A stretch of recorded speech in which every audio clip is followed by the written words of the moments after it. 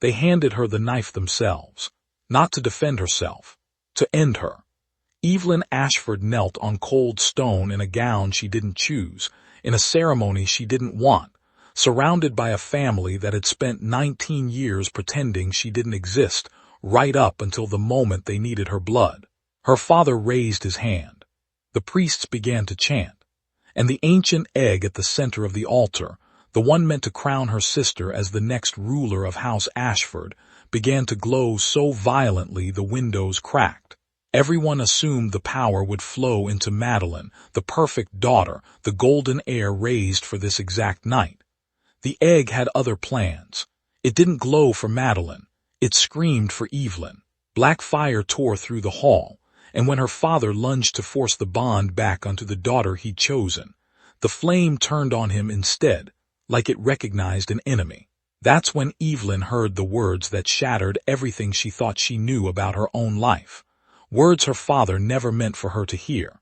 Words that meant she wasn't the family's unwanted disappointment. She was their most guarded secret. And within hours, the same family that ignored her for 19 years would be hunting her through mountains, through storms, and straight into the arms of a man an entire continent feared to even speak of by name. A king who was about to discover that the girl his soldiers dragged in chains was the one thing he'd spent 20 years searching for. This is the story of the daughter nobody wanted, the throne nobody remembered was stolen, and the dragon that waited 2 decades for her to come home. Make sure you're subscribed, because where this story goes next, you will not see coming. Chapter 1. The Ashford estate smelled like beeswax candles and old money, and Evelyn Ashford had spent 19 years learning exactly how much space she was allowed to take up inside it, which was none. She pressed herself against the corridor wall as 2 maids swept past carrying armfuls of violet silk, murmuring about the ceremony gown, about how radiant Madeline would look, about how tonight House Ashford would finally have its true heir. Neither of them looked at Evelyn. They never did. She had become so good at being invisible that sometimes she wondered if she'd simply stopped existing years ago and no one had bothered to tell her. "You're in the way." Evelyn turned. Madeline stood at the end of the hall in a robe of deep plum, her golden hair already half-pinned for the ceremony, looking at Evelyn the way one might look at a smudge on an otherwise clean window. "I was just passing through," Evelyn said quietly. "You're always just passing through." Madeline's mouth curved, not quite a smile. "It's tonight, you know, the bonding ceremony. Father says the egg has been glowing for 3 days straight. He says I'm ready." "I know. Aren't you going to congratulate me?" Evelyn had congratulated Madeline on so many things over the years, dance recitals, betrothal offers, a pony that cost more than the servants' yearly wages combined, that the words had long since worn smooth and meaningless in her mouth. "Congratulations," she said anyway, because it was easier than not saying it. Madeline studied her for a moment too long, something unreadable flickering behind her eyes, and then she walked past without another word, trailing the scent of rosewater. Evelyn exhaled and kept walking toward the kitchens, where at least old Harriet the cook would slip her something warm to eat without commentary about how she should be grateful for scraps. "There you are." Harriet's voice cracked through the kitchen the second Evelyn stepped inside, but there was no venom in it, just the particular exhaustion of a woman who had run this kitchen for 30 years and outlasted 3 lords of the house. She shoved a bowl of stew across the worn wooden counter. "Eat fast. Lord Ashford wants every soul in this house at the ceremony hall by sundown, and you know how he gets when things run late. He wants me there." The words came out sharper than Evelyn meant them to. Her father hadn't wanted her present at anything in years. Not her sister's betrothal announcement, not the winter solstice feast, not even the funeral for her own mother, who had died. Or so Evelyn had always been told in childbirth, leaving her with nothing but a name and a face nobody in the household seemed to recognize when they looked at her. Harriet's expression did something strange. Something close to pity quickly smoothed over. Everyone, Evelyn, even the stable hands. Big night for the family. She turned back to her pot before Evelyn could ask what that look meant. Evelyn ate in silence, the way she always did, and tried not to think too hard about the ceremony hall, about the Voidskill egg that had sat beneath the estate for as long as she could remember. A relic older than the house itself, wrapped in legend and locked behind 3 iron doors that only her father held keys to. The egg was supposed to be sacred. A gift, the old stories said, from the first dragon sovereign to whichever bloodline proved worthy of carrying its power forward. House Ashford had guarded it for generations, waiting for the day it would finally hatch and anoint the next true heir. Tonight apparently was that day. And the heir had already been chosen, had been chosen since birth, really, dressed for the role before she could walk. Evelyn wasn't jealous, not exactly. Jealousy required believing you deserved something you didn't have. She had never let herself believe that. It hurt less that way. By the time the sun sank low enough to bruise the sky orange, Evelyn stood at the edge of the ceremony hall in a gown a maid had thrust into her hands an hour earlier, deep gray, plain, the kind of dress you put on someone you didn't want photographed. The hall itself had been transformed. Banners in Ashford blue and gold hung from the rafters. Nobles from 3 neighboring territories filled the stone benches, murmuring behind fans and goblets of spiced wine, all of them here to witness the moment House Ashford's power passed formally to its next generation. At the center of the hall, raised on an obsidian altar, sat the Voidskill egg. Evelyn had seen it exactly twice in her life, both times from a distance, both times ushered away before she could look too closely. Up close, it was larger than she remembered, the size of a grown man's torso, its shell a deep violet black, veined with threads of gold light that pulsed like a slow, patient heartbeat. Heat radiated off it even from 20 paces away, a strange, dry warmth that made the hair on her arms rise. "Family of the bloodline, approach," her father's voice boomed across the hall, and Evelyn watched Lord Reginald Ashford, silver-haired, broad-shouldered, a man who had never once looked at her like she belonged to him, raise his arms toward the gathered crowd. Beside him stood her stepmother, Lady Constance, dripping in sapphires, wearing the particular smile she reserved for public occasions. And beside her, radiant in violet silk, stood Madeline, the perfect daughter, the chosen heir, everything Evelyn had never been allowed to become. "Tonight," Reginald continued, "the Voidskill egg will recognize the true heir of House Ashford, as it has waited 2 decades to do. Tonight my daughter Madeline steps forward to claim what is hers by blood and by right." The crowd murmured its approval. Somewhere in the back, Evelyn caught sight of Harriet, standing among the household staff, her weathered face unusually tight. Madeline approached the altar with the composed grace of someone who had rehearsed this moment 1,000 times in front of a mirror. She placed both hands on the curved shell of the egg, and for a long, breathless second, nothing happened at all. Then the egg began to shriek. Not glow, shriek. A sound like grinding stone and screaming wind, and the gold veins across its surface flared white-hot, so bright half the hall threw their arms up to shield their eyes. Madeline stumbled back with a cry, clutching her hands to her chest as if burned, and the crowd erupted into panicked murmurs. "It's rejecting her," someone whispered. "The egg is rejecting the heir." Reginald's face went the color of ash. "That's impossible," he snarled, striding forward, grabbing Madeline's wrist and physically dragging her back toward the altar. "Touch it again. You are the heir, do you hear me? Touch it." The egg cracked, not in the gentle way of hatching, in the violent way of something breaking free of a cage it had outgrown decades ago. A fissure split down its center, and black flame poured out of the crack like liquid smoke, curling across the altar, across the stone floor, moving with a purpose that made every noble in the hall scramble backward over their own benches. The flame didn't touch Madeline.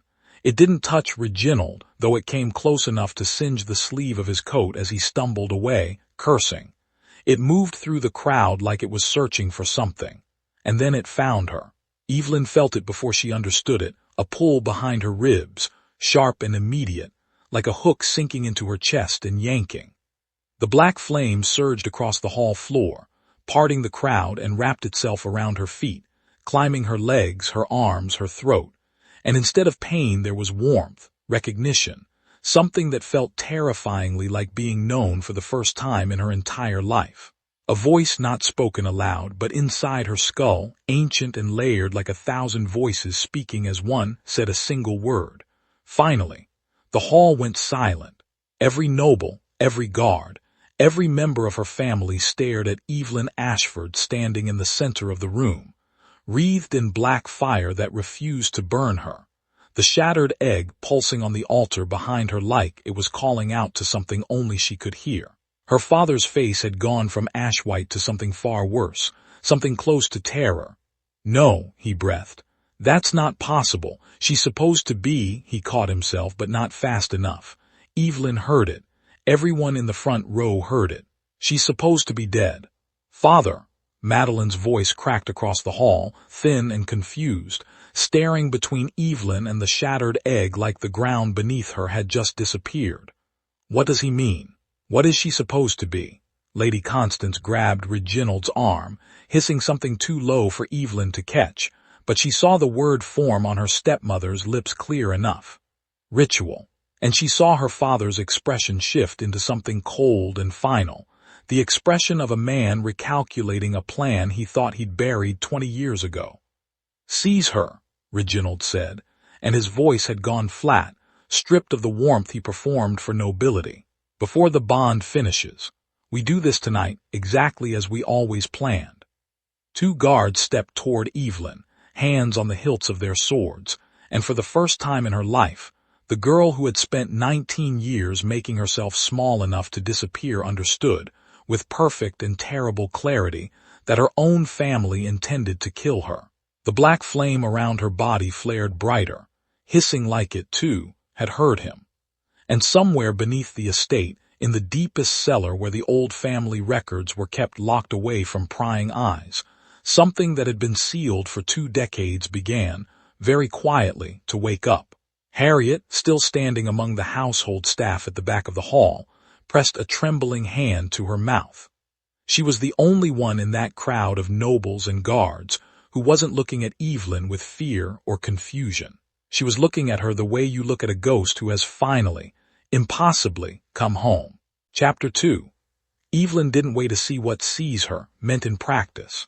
The moment the 2 guards lunged, the black flame around her body surged outward in a wave that knocked them both flat onto the stone floor, and something in her, some instinct she didn't know she had, screamed run, so she ran. She tore out of the ceremony hall through a side door usually reserved for staff, her plain gray skirts tangling around her legs, her heart slamming against her ribs so hard it hurt to breathe. Behind her she heard her father's voice roaring orders, heard the scrape of swords being drawn, heard Madeline's voice, high and cracked and genuinely confused, shouting, "Someone explain what is happening," to a room that had no intention of answering her. Evelyn knew this house better than anyone gave her credit for. 19 years of being invisible meant 19 years of learning every servant's corridor, every forgotten stairwell, every gap in the garden hedge too narrow for a woman in noble skirts to fit through, but perfectly sized for someone who'd spent her whole life being told to make herself smaller. She used every single one of them. She didn't stop running until she reached the old wine cellar beneath the east wing, a room she wasn't supposed to know existed, but had discovered years ago while hiding from a governess who liked to slap the backs of her hands with a ruler for the crime of speaking without permission. The cellar was cold and dark and smelled of dust and old oak barrels, and Evelyn pressed her back against the far wall, chest heaving, listening for footsteps. None came. Not yet. That's when she heard the voices. Muffled, coming from somewhere above her, the study directly overhead, she realized, close enough that sound carried down through a gap where old pipework ran between floors. She recognized her father's voice first, tight with fury, and her stepmother's low and urgent. "Can't believe the girl bonded," Constance was hissing. 20 years, Reginald.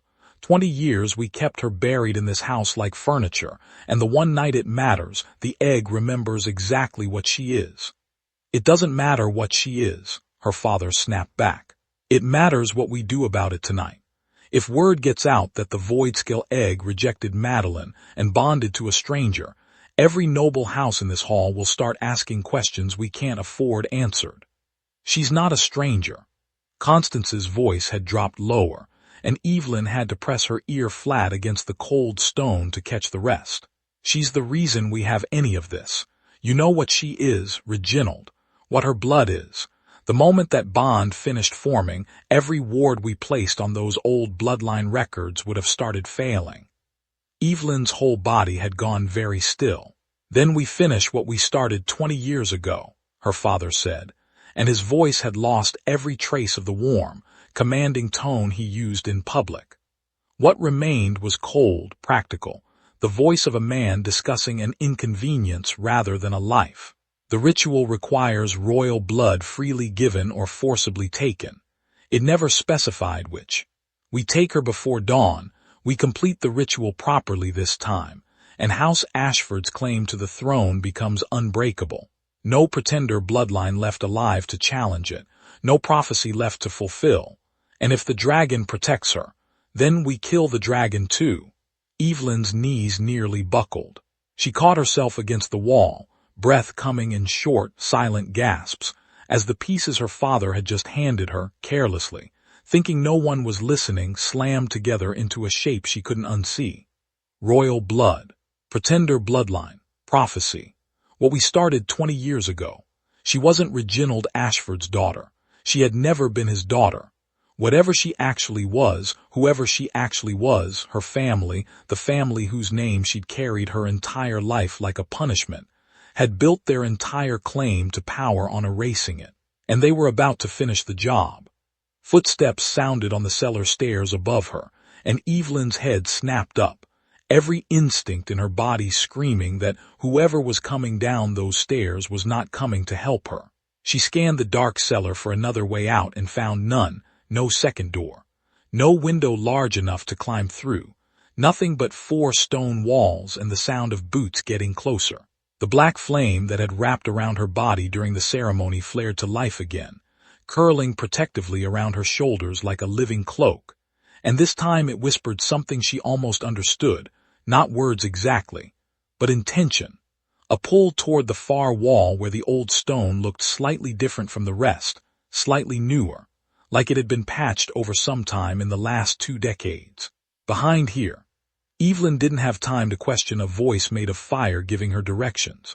She pressed both hands against the patched stone and pushed, and to her shock, it gave not solid rock at all, just old plaster over a hollow space, crumbling apart under her palms to reveal a narrow tunnel beyond, cold air rushing out to meet her face. The footsteps reached the bottom of the stairs just as she slipped through the gap, dragging loose stone back into place behind her as best she could. Through the narrow crack she'd left, she watched 2 guards sweep lanterns across the empty cellar, cursing when they found nothing. "She's not here," one of them muttered. "Ashford said check every corridor in the east wing. She's a servant's brat who spent her whole life scared of her own shadow," the other one scoffed. "She won't get far. Probably crying in a closet somewhere." Evelyn pressed her lips together, swallowing the bitter laugh that wanted to escape. A servant's brat. If only they knew what her father had just admitted through a gap in old pipework. She waited until their footsteps faded back up the stairs before she let herself breathe properly. And then she turned to face the tunnel stretching out ahead of her, narrow, cold, clearly unused for years, leading somewhere beneath the estate she'd never been permitted to explore. The black flame pulsed gently around her wrist, almost like it was pointing the way forward. "Trust me," it seemed to say, though she still didn't understand how a piece of shattered egg could think, let alone communicate. But it had saved her twice tonight already, and right now it was the only thing on her side. So Evelyn Ashford, no, she realized with a jolt. She wasn't sure that was even her real name anymore. Walked forward into the dark, following a tunnel that would lead her out of the only home she'd ever known and into mountains where an entirely different kind of danger was waiting, one that wore a crown carved from dragon bone and had spent 20 years hunting for a girl he'd been told was already dead. The tunnel sloped upward for what felt like hours, cold stone giving way eventually to packed earth, and then, finally, to a rusted iron grate that opened onto a hillside far beyond the estate's outer walls. Evelyn climbed out into a night bitter with wind, the Ashford mansion nothing but a distant glow of torchlight behind her, and above her the mountains rose dark and merciless against a sky thick with storm clouds. She had never been past the estate's borders in her life. She had no map, no coin, no plan beyond the desperate need to put distance between herself and a father who had just calmly discussed the logistics of killing her. The black flame around her wrist flared once, bright and certain, and pulled her toward the mountain path like it knew exactly where they were going. Evelyn had no choice but to follow. Behind her lay a family that wanted her dead. Ahead lay mountains that killed careless travelers on a good day, and beyond them, though she didn't yet know it, lay the territory of a king whose name alone made grown soldiers pale. She started walking. She didn't look back. By the time the storm broke over the peaks an hour later, drenching her thin dress and turning the narrow path to mud beneath her boots, Evelyn understood two things with absolute clarity. She was no longer anyone's unwanted daughter, and whatever she actually was, it was about to get her killed twice in one night, first by the family who raised her, and quite possibly next by whatever waited for her on the other side of this mountain. She was so busy thinking that thought she nearly walked straight off the edge of a ravine. Whoa, whoa, easy. A hand caught her arm and yanked her backward just as her foot slipped over loose scree, and Evelyn stumbled into someone solid and startled and swearing colorfully enough to make a sailor blush.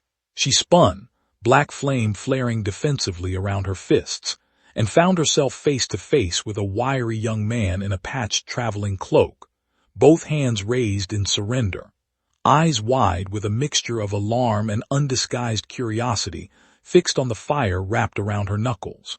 Right, so normally when I save someone's life they don't threaten to set me on fire as a thank you, he said, edging backward.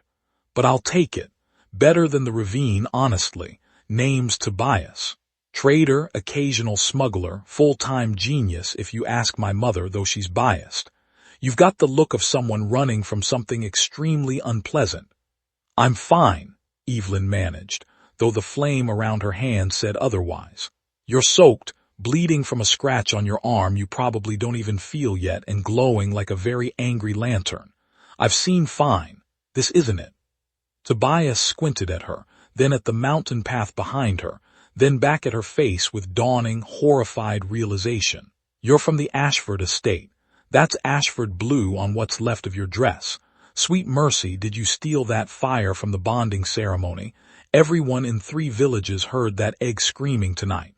It's a long story. I love long stories. I trade in them, actually, alongside slightly less legal goods. But you look like you're about to collapse, so shorten it drastically. Are people chasing you, yes or no? Yes. Wonderful. Tobias sighed with the weary resignation of a man who had clearly made poor decisions before and was fully prepared to make another one right now. Come on then. There's a shepherd's hut half a mile up that isn't on any Ashford map, and I happen to know the fastest route through these mountains that doesn't end in a ravine. You can tell me the long story while we walk, or you cannot, and I'll simply make up something more dramatic to tell people later. Either way. Evelyn stared at him, rain plastering her hair to her face, black flame still curling anxiously around her wrists, and felt something loosen in her chest that had been wound tight since the moment the egg had screamed her name. It was such a small thing, a stranger's dry humor in the middle of the worst night of her life, but it was the first kindness offered to her all evening that hadn't come wrapped in fear or fire. Lead the way, she said. Tobias grinned, delighted, and set off up the path at a brisk pace that suggested he'd navigated these mountains blind more than once. For what it's worth, he called back over his shoulder, whatever you did to tick off House Ashford enough to send guards into a storm after you, I approve. Terrible family, terrible tax rates. My uncle lost a whole shipment of good wine to Reginald Ashford's border tariffs, and frankly the man's had it coming for years. Despite everything, Despite the cold and the fear and the impossible weight of what she'd learned in that cellar, Evelyn found herself almost smiling. It didn't last long. 20 minutes later, the mountain path shuddered beneath a low, rolling growl that had nothing to do with thunder, and Tobias froze mid-sentence, all humor draining out of his face at once. "That," he said very quietly, "is not weather." The black flame around Evelyn's wrists surged upward in a sudden, violent pulse, and above them, cutting through the storm clouds with wings that blotted out what little moonlight remained, something enormous and ancient unfolded itself against the sky. Chapter 3. The dragon that descended from the storm clouds was not the shattered black flame that had wrapped around Evelyn's wrists all night. It was fully formed, enormous. Scales like polished obsidian caught what little light the storm allowed, and its eyes, silver, luminous, ancient in a way that made Evelyn's chest ache with a recognition she couldn't explain, fixed directly on her the moment it landed on the ridge above them, sending loose rock cascading down the mountainside. Tobias made a sound like a dying kettle and dropped flat onto his stomach in the mud. "That's not a wild dragon," he choked out. "Wild dragons don't have that coloring. That's a bonded shadow dragon. Those went extinct with the old royal line. That's not supposed to exist."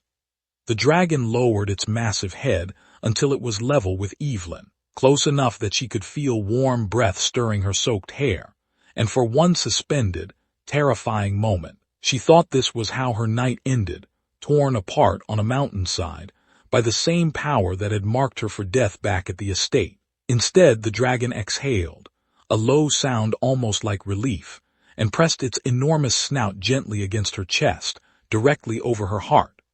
Finally, the voice said again, the same one she'd heard in the ceremony hall, except now it came from somewhere far larger and far older than a piece of broken shell. "You remember nothing, but I remember everything. Rest now. I will carry what you cannot." The world tilted. Evelyn's knees gave out, and the last thing she registered before darkness swallowed her was the dragon curling protectively around her collapsing body, black wings forming a wall between her and the storm, and Tobias somewhere nearby swearing an increasingly creative string of oaths about how this was absolutely not what he'd signed up for when he decided to be a good Samaritan tonight. She woke to torchlight and the creak of a moving cart, wrists bound with cord that had been tied competently enough to make struggling pointless, and a headache that pulsed in time with her heartbeat. The dragon was gone. In its place stood, or rather, marched alongside, a dozen soldiers in black armor stamped with a crest she didn't recognize. A dragon coiled around a broken crown. "She's awake," one of the soldiers called, and the words traveled down the line until they reached a rider at the front of the procession, cloaked in black, sitting his horse with the stillness of a man who had long ago stopped being surprised by anything. He turned in the saddle, and Evelyn got her first look at the man responsible for the fear that made merchants 3 kingdoms away lower their voices when they said his name.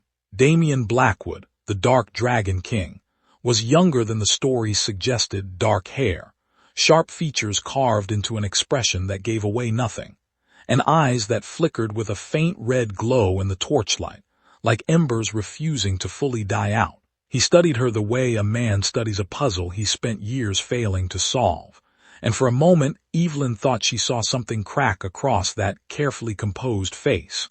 Then it was gone, replaced by cold formality. "Where did you find the shadow dragon?" "I didn't find it," Evelyn said, proud of how steady her voice came out despite her pounding head and bound wrists. "It found me. Bonded to me, actually, about 4 hours before your soldiers dragged me out of a ditch." A murmur ran through the soldiers. Damian's jaw tightened. Shadow dragons do not bond. They died with the fall of the old royal bloodline 20 years ago, along with everyone who could have carried one. "Then I suppose it's very rude of it to exist," Evelyn shot back, exhaustion and fear making her reckless in a way she never would have allowed herself back at the estate. "You can take that up with the dragon. I'm just the person it apparently decided to inconvenience." Something flickered across Damian's expression that might have been the ghost of amusement, quickly buried. He dismounted, boots hitting frozen ground, and crossed to where she sat bound in the back of the cart, studying her face with an intensity that made her want to look away and made her furious with herself for wanting to. "Your name," he said quietly. "Evelyn." "Evelyn what?" She hesitated, the events of the night crashing back over her all at once. The ceremony, the flame, her father's voice through the pipework, royal blood freely given or forcibly taken. "I don't actually know any more," she admitted, and hated how small her voice sounded. "I was raised as Evelyn Ashford. Tonight I learned that might not be true." Whatever color remained in Damien Blackwood's face drained out of it entirely. He reached into his coat with hands that were, Evelyn noted with some confusion, not entirely steady, and withdrew a small folded portrait, worn soft at the edges from what looked like years of handling. He held it up beside her face, comparing, and his breath came out unsteady. "Impossible," he murmured. Evelyn craned her neck to look at the portrait and felt the ground drop out from under her for the second time that night. The woman painted there had her exact eyes, her exact jaw, dark hair styled in a fashion decades out of date, wearing a circlet of silver that caught even in flat paint pigment. "Who is that?" Evelyn breathed. Damien's throat worked before he managed to answer, and when he did, his voice had lost every trace of the cold command he'd used moments before, replaced by something raw and disbelieving. "Queen Isolde Thornwood, the rightful ruler of these lands, murdered 20 years ago in a coup led by a noble house that erased every trace of her bloodline afterward." He looked up, and his eyes, those strange, ember-lit eyes, were fixed on her with an intensity that made her pulse stutter. "This is a portrait of her only daughter, the princess this entire kingdom has spent 20 years believing died in that same coup." The soldiers around them had gone utterly silent, torches guttering in the mountain wind. "That's not possible," Evelyn whispered, though even as she said it, pieces were sliding into place with sickening speed.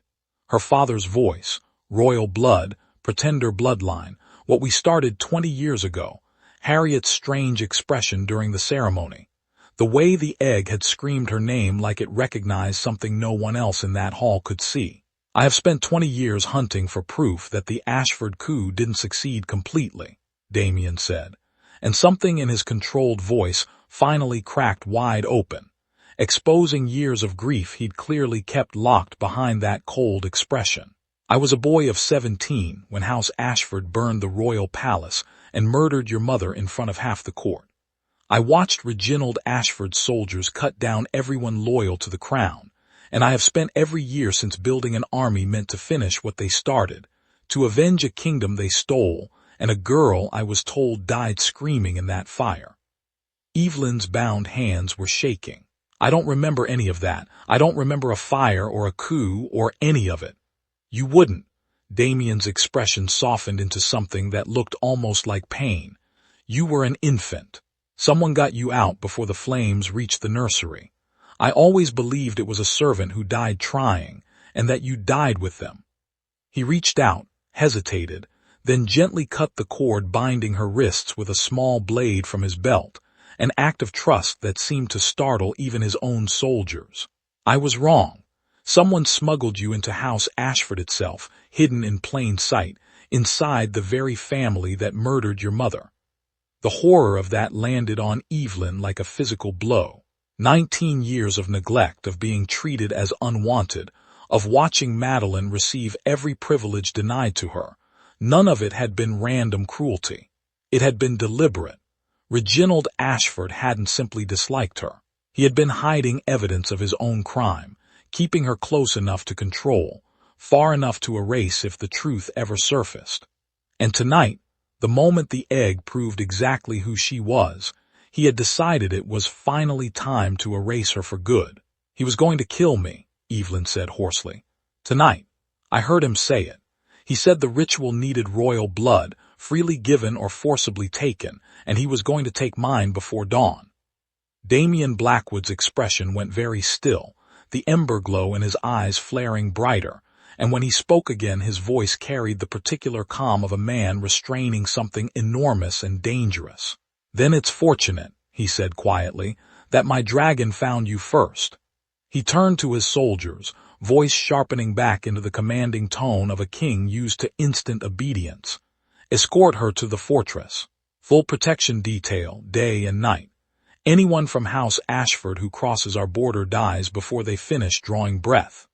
His gaze returned to Evelyn, and for just a moment the cold king's mask slipped entirely, revealing something far more vulnerable underneath. You have spent 19 years in a house that stole your entire life from you, he said quietly. That ends tonight. Whatever else happens, you are not going back there. Not while I'm alive to prevent it.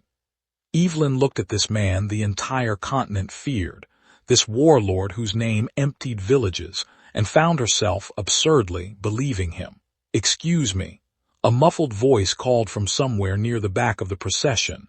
Not that anyone's asked, but the man who technically saved her life first, and got flattened into the mud for his trouble would like it on record, that he is available for knighthood, land, or at minimum, a hot meal and a blanket.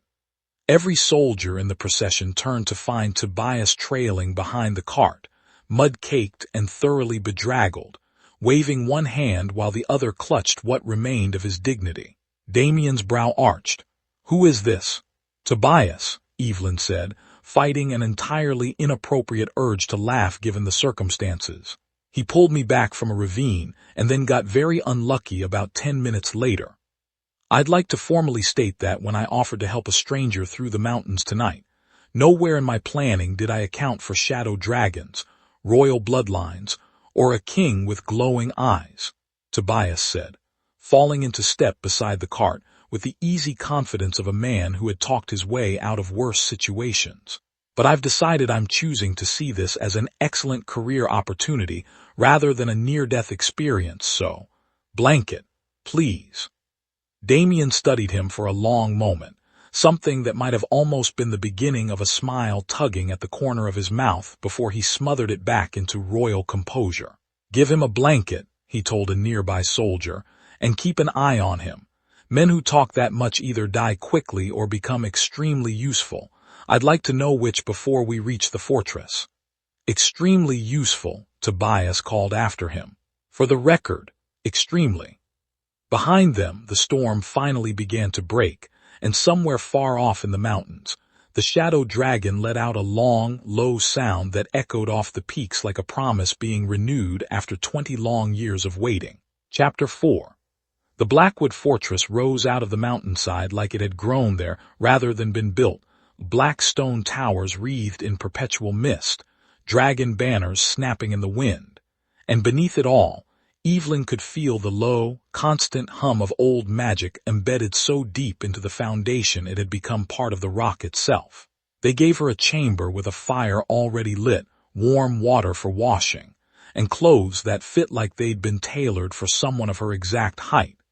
A detail she chose not to examine too closely, given everything else that had happened tonight. She sat by the fire long after the servants left, staring at her own hands, waiting for them to feel like they belonged to a princess, instead of a girl who'd spent 19 years being told she was worth less than the family silver. A soft knock interrupted the silence. Damien stood in the doorway, out of his armor now, dressed in simple black that somehow made him look less like a king, and more like a man who hadn't slept properly in years. "May I?" he asked, and something about being asked permission, a small thing, an easy thing, nearly undid her after a night of having every choice stripped away. "Yes." He crossed the room and sat, not too close, in the chair opposite hers, and for a long moment neither of them spoke. The fire crackled. Outside, wind pressed against the fortress walls like something trying and failing to get in. "I owe you the truth," Damien said finally. "All of it. Not the fragments I gave you on that mountain road." Evelyn wrapped her hands around a cup of tea she hadn't touched. "Then tell me. 20 years ago, your mother, Queen Isolde, ruled these lands with a fairness that made her beloved by common folk and resented by ambitious nobles who felt she gave away too much power to people who'd never held any." Damien's gaze fixed somewhere in the fire, like he was watching the memory play out in the flames. Reginald Ashford was her most trusted advisor, the man she confided in, the man she believed would help her navigate the constant scheming of court. He betrayed her. He orchestrated a coup so thorough it erased her from history within a single night. Soldiers loyal to him stormed the palace while she hosted a diplomatic dinner. I was there, my father served as her master-at-arms, and I was 17, half-trained, utterly useless against trained soldiers who'd been planning this for months. His jaw tightened. I watched the throne room burn. I watched my father die trying to hold the doors long enough for the Queen's household to escape, and I was told later that both the Queen and her infant daughter had died in the nursery fire that consumed the East Wing. But I didn't die. No. Damien finally looked at her, and the raw grief in his expression made her chest ache. Someone got you out. I've spent 20 years trying to find out who, and tonight, hearing your father's own words repeated back to me, I finally understand. It was someone inside House Ashford itself. Someone with access, someone with a conscience Reginald didn't account for, who smuggled you into his own household rather than let you die, gambling that hiding you in plain sight was safer than any alternative. Evelyn thought of Harriet's strange expression in the ceremony hall, the way the old cook had looked at her like she was witnessing a ghost come home, and something cold slid down her spine. I think I might know who. Whoever it was, Damien continued, they succeeded well enough that even I believed you were dead. Reginald Ashford took your mother's throne, rewrote the history books, and spent 2 decades making sure no one asked questions about a coup that conveniently benefited him more than anyone else in the kingdom. And my mother, Evelyn's voice came out smaller than she wanted it to. You said she died in the fire. Are you certain? Something flickered across Damien's face. Hesitation, calculation, the particular caution of a man deciding how much devastating information one person could absorb in a single night. I was certain, he said carefully, until 3 months ago. Evelyn's cup rattled against its saucer. What happened 3 months ago? One of my spies inside Ashford territory intercepted a supply requisition for the estate's deepest cellars. Not the wine cellar you escaped through tonight, but older tunnels beneath it, sealed since before you were born. Food, water, medical supplies, delivered quietly, monthly, to a location officially listed as storage. Damien leaned forward, and the intensity in his ember-lit eyes made Evelyn's breath catch. Storage doesn't need medical supplies, Evelyn. I've spent 3 months trying to find proof of what I suspected, and tonight, learning what your father said in that cellar, I think I finally have it. The room seemed to tilt around her. You think she's alive? I think Reginald Ashford has kept Queen Isolde imprisoned beneath his own estate for 20 years, Damien said quietly, as insurance, as leverage, as a weapon he could use against anyone who threatened his stolen throne, including, quite possibly, you, if you'd ever discovered the truth and tried to reclaim what was yours. Evelyn stood so fast the chair scraped hard against stone. T forgot, her whole body vibrating with an emotion too enormous to name, grief and fury and impossible, dangerous hope, all tangled together into something that made her chest feel like it might crack open. Then we have to go back, we have to get her out. Evelyn, you don't understand, her voice cracked. I spent 19 years thinking I was unwanted, thinking I didn't matter to anyone. If there's even a chance my mother has been alive this entire time, trapped beneath that house, believing I died in that same fire. I do understand, Damien said, rising to meet her, and something in his voice, raw, urgent, entirely unlike the cold command he used with his soldiers, stopped her mid-sentence. I have spent 20 years believing everyone I failed to save that night died because I wasn't strong enough, fast enough, prepared enough to stop it. I understand exactly what it costs to carry that. Which is precisely why I am telling you we cannot storm House Ashford tonight, exhausted, without a plan, without an army large enough to guarantee her safety, instead of getting her killed the moment Reginald realizes we know. Evelyn wanted to argue. Every instinct screamed at her to run back down that mountain immediately, blood ties and common sense be damned.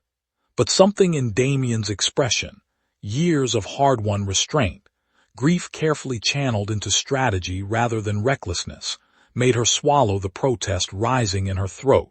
Then what do we do? We prepare, Damien said. You bond fully with your dragon. You learn what that bond actually means, what power it grants you, because a shadow dragon hasn't walked this world in 20 years, and I suspect it chose you for reasons neither of us fully understands yet.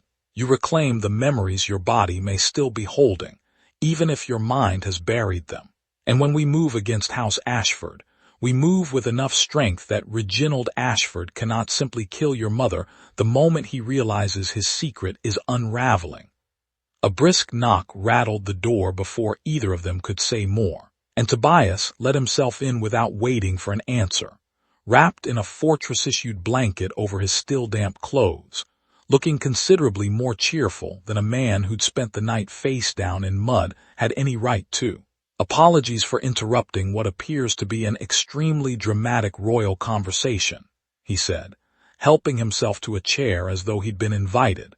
But your kitchen staff just informed me I've been assigned quarters in the East Tower, which either means the king finds me useful or he's planning to have me quietly disposed of somewhere with a nice view. I'd appreciate clarification on which. Useful, Damien said dryly, provided you can keep your mouth shut about anything you overhear in this fortress. Your Majesty, I am a smuggler by trade. Keeping my mouth shut is professionally my entire personality. Tobias glanced between them, taking in Evelyn's tear-streaked face and Damien's uncharacteristically gentle posture, and to his credit, the humor in his expression softened into something more sincere. For what it's worth, whatever you just learned in here, I hope it was good news wearing a very dramatic disguise. My mother might be alive, Evelyn said quietly. Tobias's easy grin faltered, replaced by something genuinely warm. Then that's the best dramatic disguise I've heard all night, and believe me, tonight has set a very high bar for drama. He rose, offering an awkward but heartfelt bow. I'll leave you both to it. But for the record, Princess, should you need someone who can move through Ashford territory without drawing attention, smuggling happens to require exactly that skill. I'm at your disposal, mostly for the reward money, but partially out of genuine goodwill. Mostly the reward money. He left with a wink, and despite everything, Evelyn found herself huffing a watery laugh grateful beyond words for one person in this entire impossible night who refused to let the weight of it crush every ounce of lightness out of the room. How do I bond with a dragon I don't remember choosing? How do I bond with a dragon I don't remember choosing?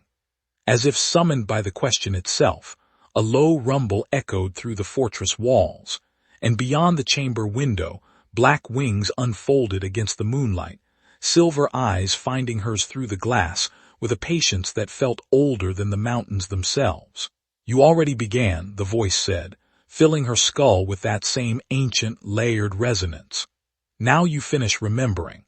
The moment the words settled into her mind, something behind her eyes cracked open, not a door, but a floodgate, and images poured through faster than she could process them. A woman's voice singing a lullaby in a language she'd never consciously learned, but somehow understood perfectly. Firelight reflecting off silver armor. The specific, unmistakable smell of smoke filling a nursery. A voice, desperate and breaking, pressing a small bundle into unfamiliar arms and whispering 4 words that Evelyn suddenly remembered with her entire body. Never let them know. She gasped, staggering, and Damien caught her before her knees fully buckled, his arms steady around her as the memories kept coming, not gently, but in a violent flood 2 decades overdue. Her mother's face finally taking shape behind her eyes for the first time since infancy, close enough to Damien's worn portrait that grief and recognition crashed into her simultaneously. I remember her, Evelyn whispered against his chest, tears finally breaking free after a night that had given her no time to feel anything except fear. I actually remember her voice. Damien held her steady, one hand smoothing gently over her hair, and for a man an entire continent believed incapable of gentleness, the tenderness in that single gesture said more than any declaration could have. Then we will get her back, he said quietly, fiercely. I swear it on everything my father died protecting. You will not lose her twice. Outside the window, the shadow dragon let out a sound that vibrated through the fortress stone, not quite a roar, something closer to a promise, and somewhere far beyond the mountains. In a cellar Evelyn now knew held far more than old wine and family secrets. Reginald Ashford began making preparations of his own, unaware that the daughter he'd tried to erase twice now had finally remembered exactly who she was. Chapter 5. 3 weeks of training had changed Evelyn Ashford in ways she was still learning to recognize when she caught her reflection in the fortress's polished stone corridors. Her stance had changed first, shoulders back instead of curled inward, the posture of someone who no longer expected to be struck for taking up space. Her control over the shadow dragon's power had followed, black flame that once surged out of her in uncontrolled panic, now answering her call with the precision of a trained soldier's blade. She had a name for the dragon now, two Nyxos, ancient and ink-dark, who had begun appearing in her dreams not as a stranger but as something achingly familiar, like a piece of her own soul finally reunited with the rest of her. But it was the fifth revelation, delivered by one of Damien's scouts on a gray morning 3 weeks after her escape, that changed everything. Movement at Ashford's southern border, the scout reported, breathless from a hard ride through the mountains. Reginald Ashford is mobilizing. Full military conscription, dragon-bonded soldiers pulled from 3 allied territories. And your majesty, the scout's voice dropped uneasy, Lady Madeline Ashford is leading the vanguard herself. Word is she's undergone some kind of ritual. The scouts who saw her say she doesn't look human anymore. Evelyn's blood went cold. She'd spent 3 weeks training for a rescue mission, for the eventual, careful extraction of her mother from beneath enemy territory. She hadn't prepared for Reginald Ashford deciding to bring the war directly to their door. He knows we're coming for the Queen, Damien said grimly, already moving toward the war table where maps of the border territories were spread across black stone. He's decided to strike first rather than wait for us to catch him unprepared. What did he do to Madeline? Evelyn asked, though some sick, instinctive part of her already suspected the answer. The scout hesitated. The forbidden texts, my lady. The ones the old royal family sealed away generations ago, warning against fusing human blood directly with raw dragon essence rather than bonding naturally. We believe Lord Ashford used them on his daughter, desperate for a weapon strong enough to counter Nyxos. Tobias, hovering near the doorway where he'd become a permanent and surprisingly indispensable fixture over the past 3 weeks, let out a low whistle. So the plan is, kidnap the Queen, murder the actual heir, and when that spectacularly fails, turn your remaining daughter into an unstable dragon-human hybrid and throw her at the problem. Bold strategy for a man who claims to care about his family legacy. He never cared about family, Evelyn said quietly, memories of 19 years of calculated coldness settling into new and horrifying context. He cared about the throne. Madeline was always just another tool, the same as I was, just a tool he decided to use differently. Damien's expression hardened into the cold, commanding mask Evelyn had first met on that mountain road weeks ago, though she'd learned by now it was armor rather than his true face. Then we ride within the hour. Full battalion dragon riders in formation, and Evelyn, he turned to her, and beneath the king's composure she caught the flash of raw fear he rarely allowed himself to show. You fight beside me, not ahead of me. Whatever Reginald has turned Madeline into, I won't lose you to it. I can handle myself. I know you can. That isn't what frightens me. He held her gaze a moment longer than strategy required, and the words he didn't say filled the space between them anyway, 3 weeks of careful distance finally cracking under the weight of what was coming. They rode within the hour, exactly as promised. The battlefield outside House Ashford's estate had once been quiet farmland, and now it was churned mud and smoke, and the terrible, unmistakable roar of dragons clashing overhead. Evelyn rode at Damien's side atop Nyxos, black wings cutting through smoke-choked air, watching Ashford's corrupted dragon riders, creatures whose bonds had clearly been forced rather than earned, wild-eyed and thrashing against control, collide with Damien's disciplined formation. And there, at the center of the chaos, stood something that made Evelyn's stomach turn. Madeline had once been beautiful in the practiced, polished way of someone raised for court. What stood on the battlefield now was something else entirely. Skin shot through with cracking black veins, eyes gone entirely gold, wings of raw dragon bone erupting from her shoulder blades where no wings should exist, tearing through what remained of her once elegant dress. She moved with jerking, unnatural speed, swatting aside soldiers twice her size like they weighed nothing at all. "Evelyn," Madeline's voice, when she spotted her, came out warped, layered with something inhuman beneath the familiar cadence. "Come to watch father's mistake burn down everything he built. How poetic." "Madeline, stop this." Evelyn slid off Nyxos's back, landing hard on churned mud, black flame already curling protectively around her fists. "Whatever he did to you, whatever he promised you, it's not worth what it's costing you. Look at yourself." "I look powerful." Madeline's laugh cracked apart into something raw and furious. "For once in my life, I look like I actually matter. Instead of standing next to the sister everyone secretly preferred even when they pretended otherwise." The accusation landed like a physical blow. "I never had anything you didn't have," Evelyn said, genuinely bewildered. "You had everything, I had nothing. I slept in the servants' quarters, Madeline, I ate scraps. You had every privilege this family could offer." "I had privileges." Madeline's golden eyes flickered, something almost human breaking through the corruption for just a moment. "You had a soul nobody could touch. Do you understand what it's like? Growing up constantly told you're the chosen one, while secretly knowing Evelyn, because I heard the servants whisper it my entire childhood, that the real heir was hidden somewhere in this very house, and that no matter how hard I tried, I was never going to be more than a placeholder for whoever you actually were." The battlefield around them seemed to fade into background noise as the truth Evelyn had never suspected finally surfaced. "You knew." "I've always known," Madeline said, voice cracking with something that sounded, impossibly, like grief. "I hated you not because you were weak, Evelyn. I hated you because you were born with everything I spent my whole life desperately trying to earn. Father's approval was never mine to keep. It was only ever mine to borrow until the real heir woke up and took it back."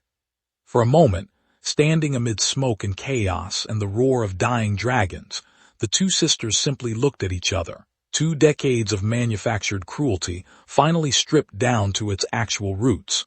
Not hatred, but grief, twisted by a man who'd built an empire on lies and had no qualms sacrificing either daughter to protect it. Then Reginald Ashford's voice cracked across the battlefield like a whip. "Madeline, finish her now, or the ritual fails and everything we've built collapses with it." Something in Madeline's corrupted expression fractured entirely at the sound of her father's voice, not defiance, but the automatic, bone-deep flinch of someone who had spent her whole life obeying that particular tone. Her golden eyes flooded with something like tears that couldn't quite fall through whatever the ritual had done to her body. And for one terrible moment, Evelyn watched her sister war against a lifetime of conditioning. The corrupted magic won. Madeline lunged. Evelyn barely raised her flame-wrapped arms in time to block the blow, the impact driving her back several feet through mud, and Nyxos roared overhead, wheeling to intervene before Damien's sharp command held him back. "Let her," Damien said, and Evelyn realized with a jolt that his voice carried through the dragon bond too, steady and certain even amid chaos. "This isn't a battle you win with force, Evelyn. Look at her. She doesn't want to hurt you. She's drowning." Evelyn caught her sister's next strike, black flame wrapping around Madeline's clawed hand, and instead of striking back, she held on. "I forgive you," Evelyn said, voice raw, flame burning bright but gentle, refusing to harm the girl trapped somewhere beneath all that corrupted power. "Do you hear me, Madeline? I forgive you, for all of it. You were a child being used exactly the same way I was, just in a different cage." Madeline's inhuman shriek fractured into something closer to a sob, gold eyes flickering wildly between corruption and clarity, and the black veins spreading across her skin trembled, straining against whatever force Evelyn's flame had wrapped around them. Somewhere deep inside Evelyn's chest, something ancient and vast finally stirred fully awake. Not just Nyxos's power, but something older, something that had been sleeping since long before House Ashford ever existed, since before the current royal bloodline had even been founded. Memory poured through her, not of a childhood in a burning palace, but of centuries, millennia, a war between dragons and gods that had ended with a single act of sacrifice. A soul who had sealed away powers too dangerous for either side to wield, and chosen to be reborn, again and again, waiting for the right moment to remember who she truly was. Evelyn didn't just command a shadow dragon. She commanded every dragon soul that had ever answered a sovereign's call, living or fallen.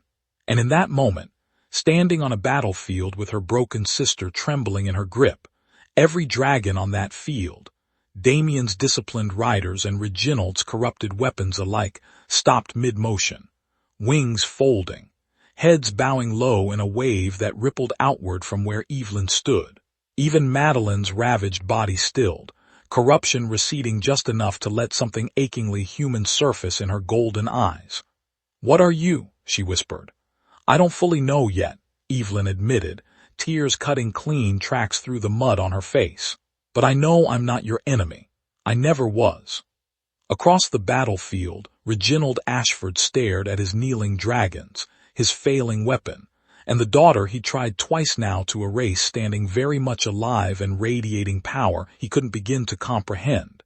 And for the first time in 20 years, genuine fear cracked through his composed facade. Damien landed Nyxos beside her, dismounting in a single fluid motion, sword drawn but lowered, eyes fixed on Reginald with 2 decades of grief finally converging into cold, precise fury. "It's over, Ashford. Surrender the queen, or watch every dragon you ever stole loyalty from turn against you." Reginald's eyes darted between his kneeling soldiers, his broken daughter, and the impossible power radiating from the girl he'd spent 2 decades trying to bury. And in that single suspended moment before chaos erupted again, Evelyn Ashford understood with absolute clarity that the throne, the war, even her mother's rescue, were no longer the true center of this story. She always had been. Reginald Ashford surrendered before nightfall, his corrupted dragons refusing every command the moment Evelyn's power made clear where true loyalty belonged. Beneath the estate, in a cellar sealed for 20 years, Damien's soldiers found Queen Isolde Thornwood alive, thinner, aged by imprisonment, but unmistakably the woman from that worn portrait, and the sound of her voice recognizing her daughter after 2 stolen decades was a sound Evelyn would carry in her chest for the rest of her life. Madeline, freed from the corrupted ritual by Evelyn's forgiveness and Nyxos's ancient power, chose exile over punishment, and Evelyn chose mercy over vengeance, because she understood better than anyone what it cost to grow up as someone else's tool.